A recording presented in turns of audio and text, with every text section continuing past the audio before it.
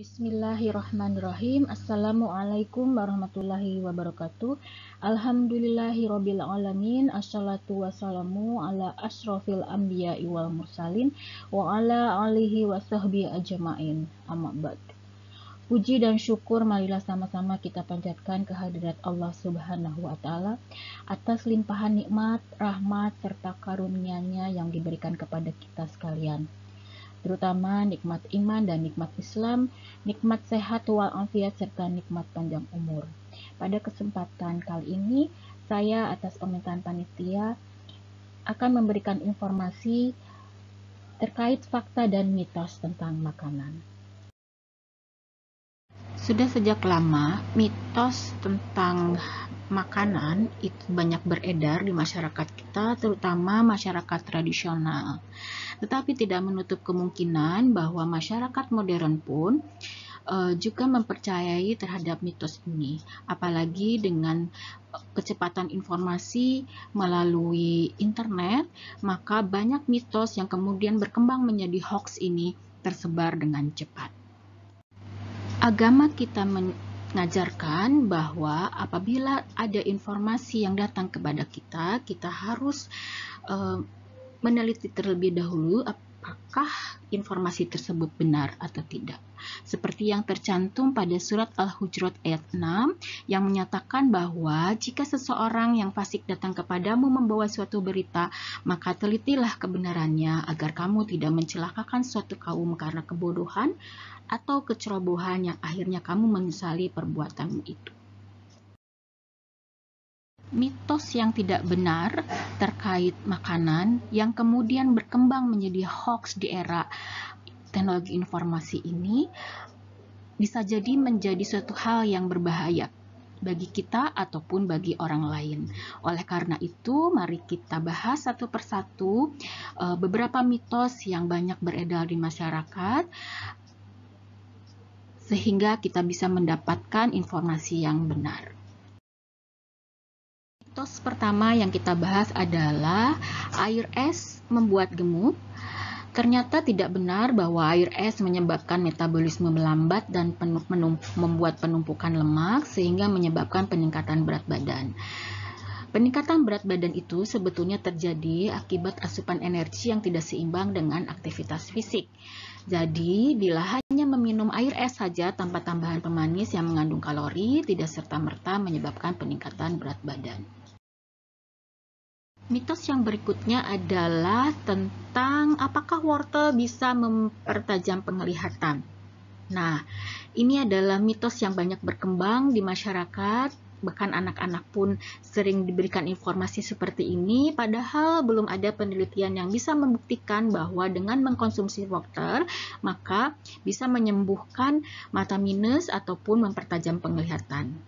Jika memang tidak kekurangan vitamin A, makan wortel sebanyak apapun tidak akan berpengaruh pada penglihatan. Bahkan apabila kita terlalu banyak mengkonsumsi wortel, tubuh kita akan terjadi hipervitaminosis, di mana kulit menjadi menguning akibat vitamin A disimpan di dalam lemak, tidak dibuang seperti vitamin C misalnya. Ya, jadi misalnya bagian putih dari mata menguning, badan menguning, kulit menguning, ya, dan itu untuk jangka panjang bisa membahayakan. Tentang informasi mengenai nanas bisa menyebabkan keguguran. Sebetulnya informasi ini ada benarnya, tetapi tidak sepenuhnya benar. Bila bromelain yang terkandung pada nanas itu dikonsumsi dalam bentuk sediaan tablet atau kapsul, jadi dalam berupa ekstrak, betul ia dapat memicu kontraksi dini pada kehamilan, kemudian pendarahan abnormal dan meningkatkan risiko keguguran. Tetapi kadar bromelain di dalam nanas itu sangat rendah apabila dikonsumsi dengan jumlah normal. Enzim bromelain rusak saat proses pembuatan jus. Jadi kalau nanas di jus, kemudian kita konsumsi, maka enzim bromelain yang bisa merusak protein itu atau bisa memecah protein itu ternyata dia menurun kadarnya. Nah, untuk bisa menggugurkan kandungan ibu hamil, buah nanas harus dikonsumsi sebanyak 7-10 buah nanas sekaligus. Adakah ibu hamil yang mengkonsumsi sampai sebanyak itu? Tentu saja tidak mungkin. Bahasan menarik berikutnya adalah tentang MSG.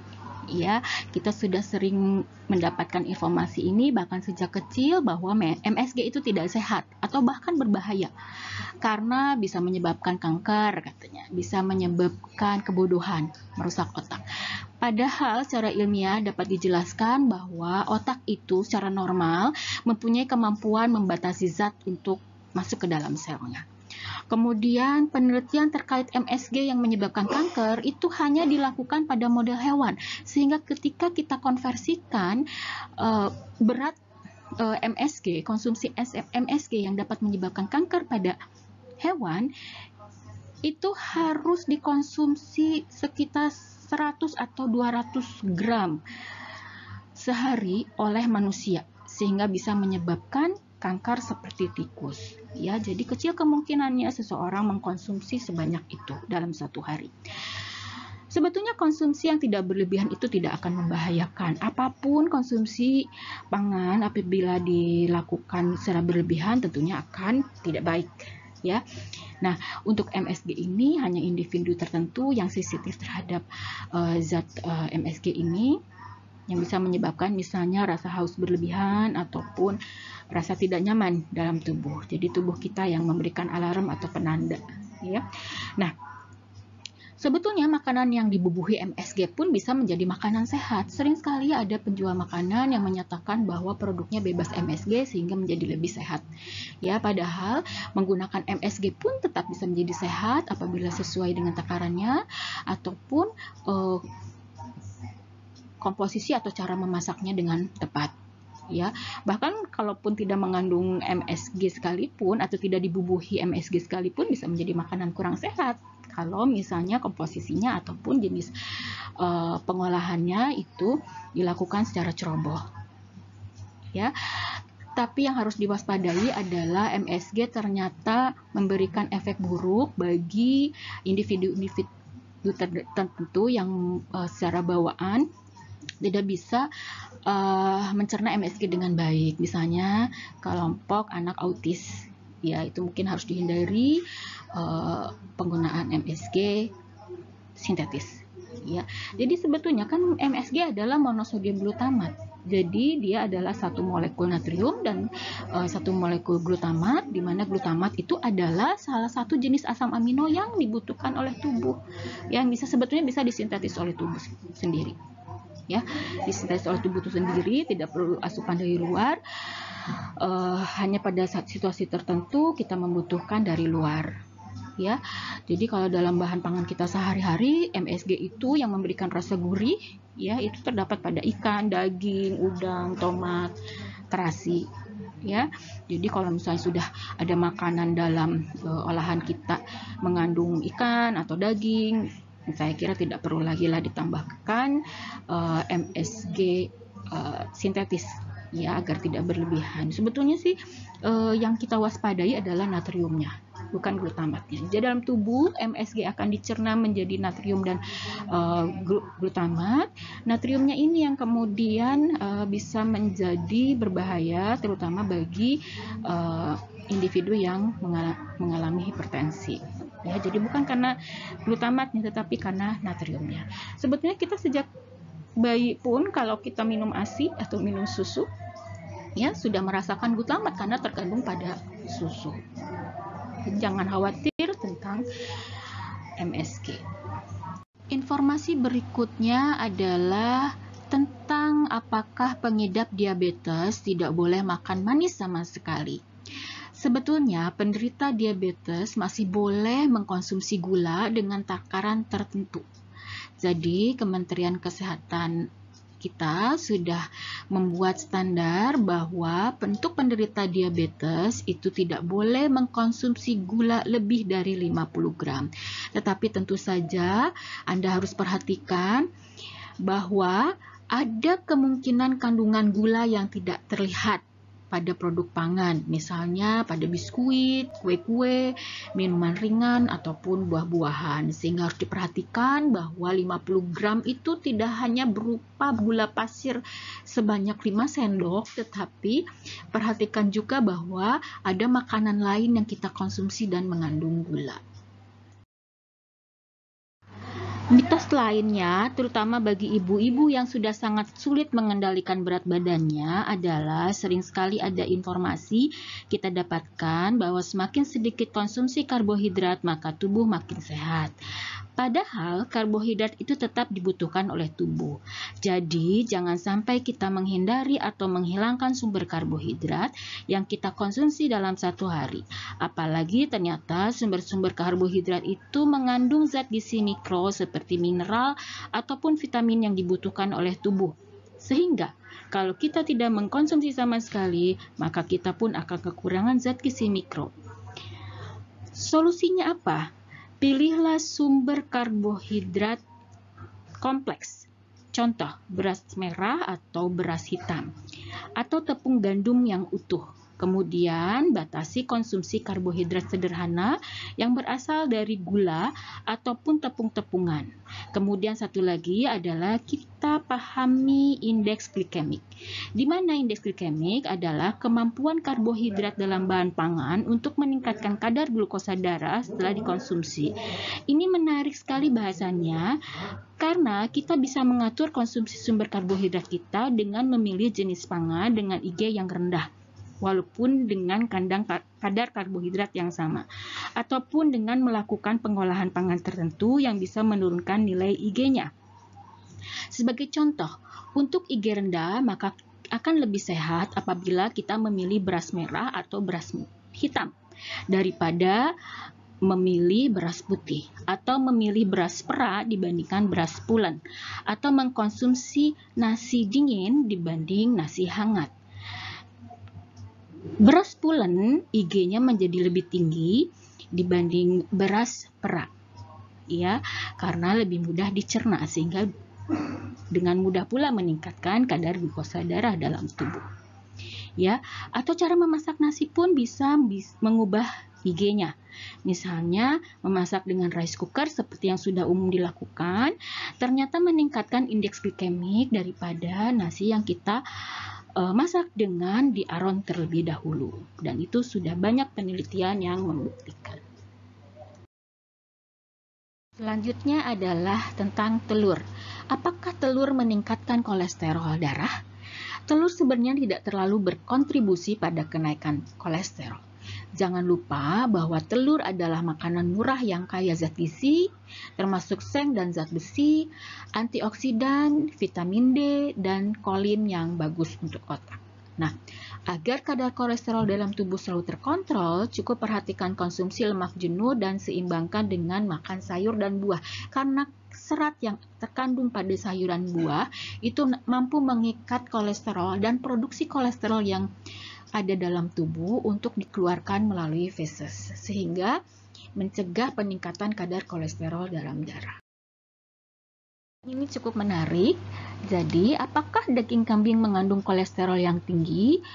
Ternyata apabila kita lihat dibandingkan dengan daging lain, bahwa daging kambing itu paling rendah kandungan kolesterolnya. Ya, daging domba 110, daging sapi 90, daging sapi tanpa lemak 65. Nah, daging kambing itu ternyata hanya mengandung 75 mg kolesterol. Nah, sudah diinformasikan melalui hadis Bukhari dan Muslim bahwa Rasulullah pun mengkonsumsi daging kambing. Berikutnya adalah tentang lemak minyak nabati. Ya, apakah lemak atau minyak nabati itu lebih sehat daripada lemak hewani? Klaim bahwa lemak atau minyak nabati itu sehat tidak sepenuhnya benar. Kandungan lemak tidak jenuh ganda dalam lemak atau minyak nabati merupakan alasan yang membuat banyak orang meyakini bahwa lemak dan minyak nabati itu sehat. Tetapi hal ini tergantung pada jenis minyak nabatinya. Beberapa jenis margarin ternyata mengandung lemak trans. yang dicurigai sebagai pemicu peningkatan LDL atau low density lipoprotein atau yang sering kita sebut dengan kolesterol jahat. Nah, minyak hewani terutama dari ikan merupakan salah satu sumber omega 3, sementara daging, unggas, dan telur merupakan sumber omega 6. Nah, di dalam mempertahankan imunitas tubuh, rasio omega 3 dan 6 itu penting. Ya, jadi kita tidak kemudian menghindari atau menghilangkan sama sekali lemak atau minyak hewani. Juga merupakan mitos yang banyak beredar di masyarakat bahwa goreng-gorengan itu mengandung kolesterol, padahal menggorengnya dengan minyak goreng sawit. Ya, minyak goreng yang umumnya digunakan di Indonesia adalah minyak kelapa atau minyak sawit yang sebetulnya tidak mengandung kolesterol. Jadi, kolesterol itu sebetulnya hanya terdapat pada lemak hewani. Jadi, pangan nabati itu tidak mengandung kolesterol. Tetapi, makanan yang digoreng itu bisa memicu LDL karena pada suhu tinggi terjadi pembentukan lemak trans dan perubahan lemak tidak jenuh menjadi lemak jenuh yang dapat memicu peningkatan LDL. Itu yang harus diperhatikan. Kenapa kita harus membatasi konsumsi makanan yang digoreng. Jadi bukan karena minyak goreng itu mengandung kolesterol, kecuali kalau minyak gorengnya dari hewani. Minyak kelapa. Apakah minyak kelapa menyebabkan peningkatan kolesterol darah? Jadi betul memang minyak kelapa itu mengandung tinggi lemak jenuh. Tetapi beberapa penelitian membuktikan bahwa lemak jenuh pada minyak kelapa justru mampu menurunkan kadar LDL dalam darah. Bahasan berikutnya yang menarik untuk perempuan di usia di atas 40 tahun adalah tentang diet. Ya, sebetulnya setiap orang itu melakukan diet setiap harinya sepanjang dia makan, karena arti diet itu sendiri adalah merupakan pola makan, jadi jumlah dan ragam dari makanan yang dikonsumsi. Tetapi kemudian arti diet kemudian menyempit menjadi pengaturan pola makan untuk menurunkan berat badan. Ya. Yang populer akhir-akhir ini adalah diet-diet ekstrim yang sesungguhnya tidak sesuai dengan kaidah ilmu gizi. Misalnya mengatur konsumsi jenis pangan menurut waktu. Jadi dipisah-pisah sumber bahan pangan dan sumber zat gizinya. Misalnya pagi hanya buah-buahan saja, tanpa ada makanan lain.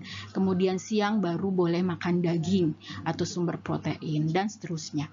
Dan ini sangat tidak sejalan dengan kaidah ilmu gizi. Karena apa? Karena dalam kaidah ilmu gizi, bahwa zat gizi yang terkandung pada bahan pangan yang beragam itu saling berinteraksi. Contoh, ketika kita mengkonsumsi zat besi, dia akan terbantu penyerapannya dalam tubuh itu dengan kehadiran vitamin C. Ya, jadi kalau kita mengkonsumsi daging yang mengandung zat besi, maka akan sangat bermanfaat apabila kita juga mengkonsumsi sayur atau buah yang mengandung vitamin C, sehingga penyerapan zat besi dalam tubuh akan menjadi lebih efektif. Kemudian ada juga diet ekstrim yang tidak mengkonsumsi pangan sumber karbohidrat dan lemak sama sekali. Ini cukup berbahaya. Kenapa? Karena pangan-pangan sumber karbohidrat dan lemak itu umumnya juga mengandung zat gizi mikro, misalnya mineral ataupun vitamin. Dimana kalau kita tidak mengkonsumsi pangan sumber karbohidrat dan lemak sama sekali, maka kita tentu akan kekurangan mineral ataupun vitamin. Ya, contoh yang vitamin larut lemak terutama. Vitamin larut lemak misal adalah vitamin A, D, E, dan K. Dan itu terkandung pada bahan-bahan pangan yang mengandung lemak. Kemudian satu lagi yang cukup populer adalah diet mengkonsumsi pangan tinggi protein dan lemak, sementara karbohidrat dihilangkan. Ini cukup berbahaya. Kenapa? Dalam jangka panjang, ketika kita mengkonsumsi diet tinggi protein tanpa adanya penyeimbang dengan zat gizi lain, maka kerja ginjal menjadi berat. Karena protein itu residunya cukup tinggi, berupa nitrogen yang tidak terpakai. Nah, ini kita harus berhati-hati. Untuk jangka pendek, oke. Tetapi untuk dilakukan jangka panjang sebaiknya berkonsultasi dengan ahli gizi. Gizi yang sudah dikembangkan ratusan tahun, kemudian puluhan, lebih dari setengah abad dikembangkan di Indonesia, menyimpulkan bahwa untuk hidup sehat kita bisa menggunakan pedoman gizi seimbang yang kemudian disederhanakan dengan digambarkan melalui isi piringku untuk mendapatkan berat badan ideal dan tubuh sehat. Ya. Dan kita bisa lihat bahwa untuk memudahkan ketika kita mengkonsumsi makanan, kita bagi dua piring kita, 2/3 dari separuh piring kita isi dengan makanan pokok, kemudian sepertiganya adalah lauk pauk. Dan setengah dari yang lainnya, di sebelah kanan, itu sayuran kita isi sebanyak 2/3-nya, dan buah-buahan sebanyak 1/3-nya. Kita imbangi dengan hidup sehat, yaitu cuci tangan, kemudian aktivitas fisik, dan minum air minimal 8 gelas sehari atau sesuai dengan kebutuhan tubuh. Dan ini adalah pengganti dari jargon 4 sehat 5 sempurna. Kenapa 4 sehat 5 sempurna itu tidak digunakan lagi? Karena 5 sempurna yang terkandung pada jargon tersebut menempatkan susu sebagai makanan yang istimewa, sehingga orang Indonesia kemudian menganggap bahwa apabila tidak mengkonsumsi susu maka dietnya tidak sempurna, ya, makannya tidak sempurna. Padahal susu sebetulnya hanya merupakan sumber protein saja, ya, ataupun sumber kalsium yang cukup baik. Tapi dia sejajar dengan yang lain. Tanpa minum susu, tetapi kalau kita mengkonsumsi protein dari bahan pangan lain ataupun kalsium dari bahan pangan lain, maka makanan kita sudah sempurna. Ya, asal mengikuti kaidah dari isi piringku ini agar lebih mudah. Ya, oke. Menarik sekali bahwa konsep gizi seimbang ternyata sudah tercantum di dalam ajaran kita. Allah sudah menciptakan beragam bahan pangan untuk kita manfaatkan. Dan Islam sudah sangat sempurna dan mengatur kehidupan kita, termasuk dalam mengatur konsumsi pangan dalam memenuhi kebutuhan zat gizi untuk hidup sehat. Ibu-ibu bisa melihat, buka Qur'annya, bahwa di dalam Al-Quran sudah tercantum hal-hal yang terkait dengan gizi seimbang ini. Jadi konsep gizi seimbang ini berdasarkan ilmiah dan ternyata sudah tercantum dalam ajaran kita. Demikian bahasan kita hari ini. Saya harap semoga informasi ini bermanfaat. Apabila ada pertanyaan ataupun hal-hal yang belum tercantum atau ada hal yang bisa kita diskusikan, mari kita diskusikan bersama agar kita bisa mendapatkan informasi yang tepat dan ilmiah. Salah hilaf mohon maaf. Terima kasih atas perhatiannya. Wabil taufik wal hidayah. Wassalamualaikum warahmatullahi wabarakatuh. Sampai jumpa lagi. Forgive me.